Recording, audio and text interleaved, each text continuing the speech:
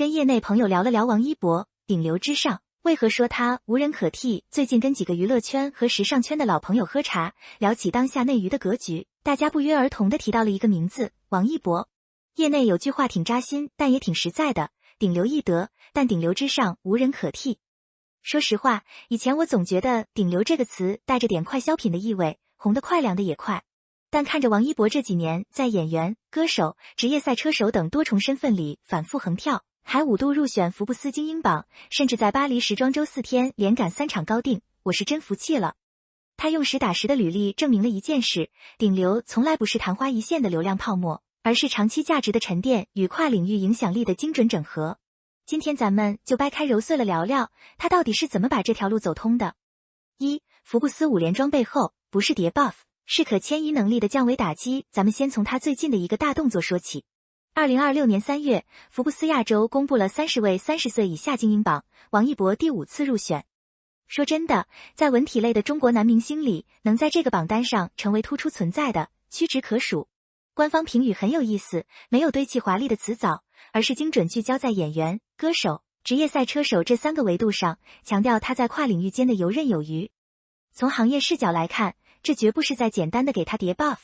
你看啊，很多人跨界是玩票，是给自己贴金，但王一博的跨界折射出的是极强的可迁移能力与资源整合能力。他在演戏时磨出的镜头表现力，在跳舞时练就的身体控制力，在赛车时培养的风险决策力，这些底层能力是相通的。我个人最大的感受是，这才是真正的高级玩法。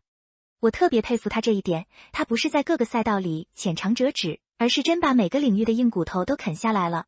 这种把不同赛道的底层逻辑打通，然后复用到新领域的能力，才是他最核心的竞争力。现在回头看，他早就不是一个单纯的偶像了，而是一个具备极高商业与专业壁垒的超级个体。2. 巴黎时装周的跨场景协同，把高定穿出东方叙事。再聊聊他在时尚圈的表现，这绝对是业内津津乐道的案例。2026年3月的巴黎时装周，王一博在短短4天内密集亮相了 Loewe、Lacoste、Chanel 3场高端品牌大秀。你想想，从先锋文艺到运动高定，再到优雅贵族，这种风格的极致跨度，完成了一次从视觉气质到舞台调性的完整演练。在时尚产业里，这种密集且高对位的资源配置，被业内直接解读为对他品牌号召力的硬核验证。外媒把他夸作东方审美的再塑形象，品牌方更是把他视作能将复杂时尚语汇转化为多场景穿用的时尚表达者。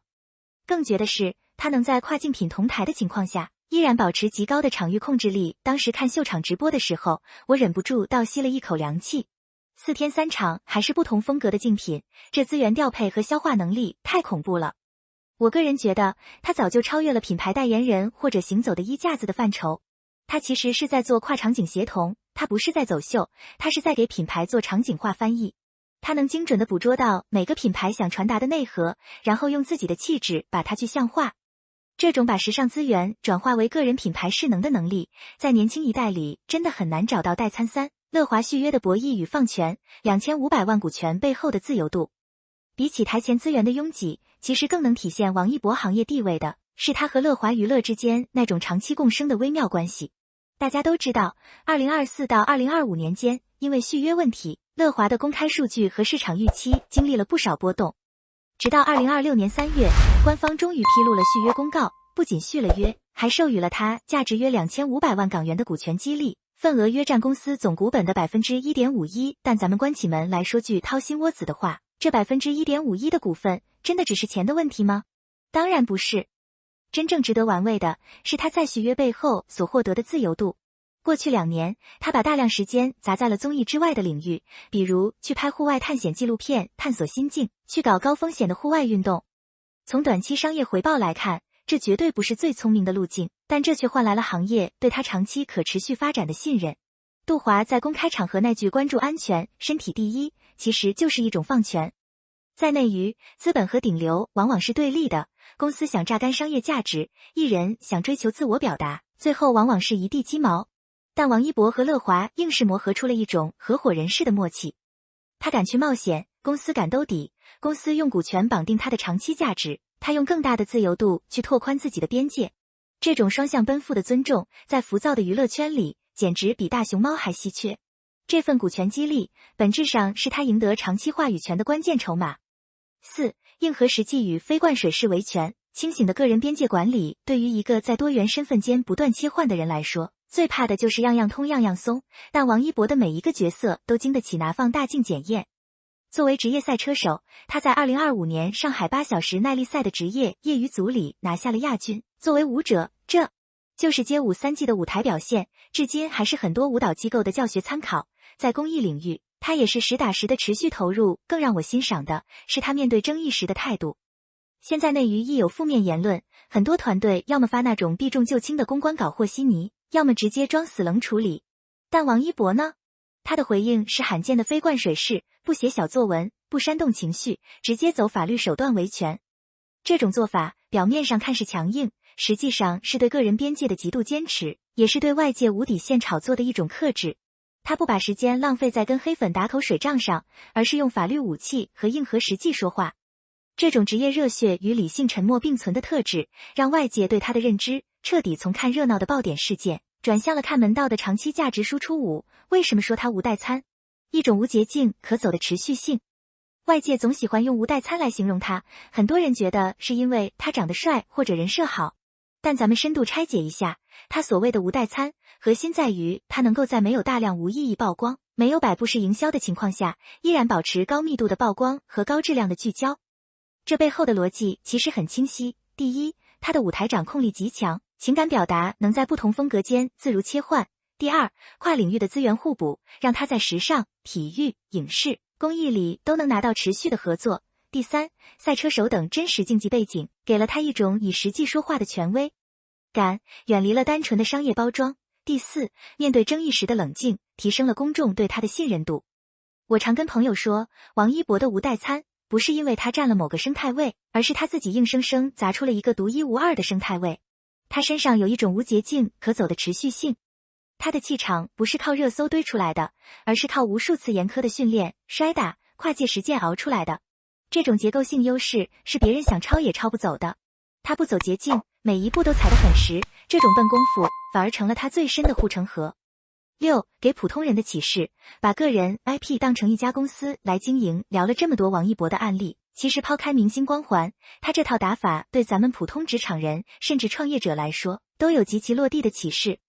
基于他的路径，我总结了3点建议，供大家在经营个人品牌时参考。一是星号跨域能力的结构化呈现星号，别让你的技能是一盘散沙，要把不同身份的核心能力用清晰的逻辑串联起来。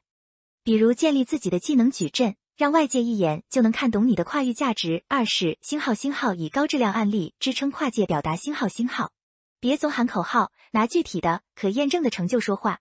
不管是项目数据、比赛名次还是公益成果，实际才是稳固个人品牌可信度的唯一基石。3是星号稳健的资源布局与边界管理。星号合作要看时间点和场域匹配，别为了短期利益过度消耗自己。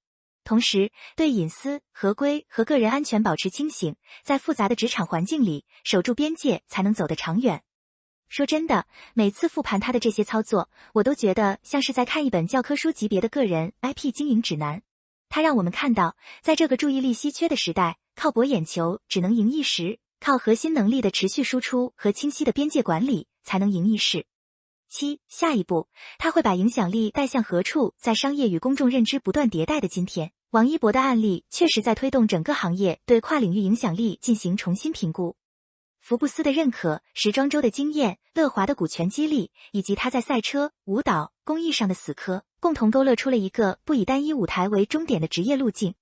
这条路径的核心就是对多元身份的真诚经营，对自我边界的清晰维护，以及对公众价值的持续创造。尽管话题不断，王一博依然保持着那种从容而坚定的姿态。2026年10月，关于乐华合约的后续进展依然是市场关注的焦点。虽然续约已成定局，但那份1.51%的股份到底能不能真正锁住他对更大自由的追求，这依然是一个迷人的悬念。福布斯给了认可，时装周留下了记忆，赛车成绩单也摆在桌面上了，但真正的问号在于，当一个人已经把跨界影响力的各个维度都做到了可观的水平，下一步他会把这种影响力带向何处？其实作为旁观者，我现在对他的期待已经不再是他还能爆什么，而是他还能打破什么。那么，屏幕前的你呢？你怎么理解他在内地娱乐生态中的这种独特位置？又是从哪个角色、哪个舞台或者哪个瞬间被他这种无人可替的特质深深吸引的？欢迎在评论区跟我聊聊，咱们一起探讨。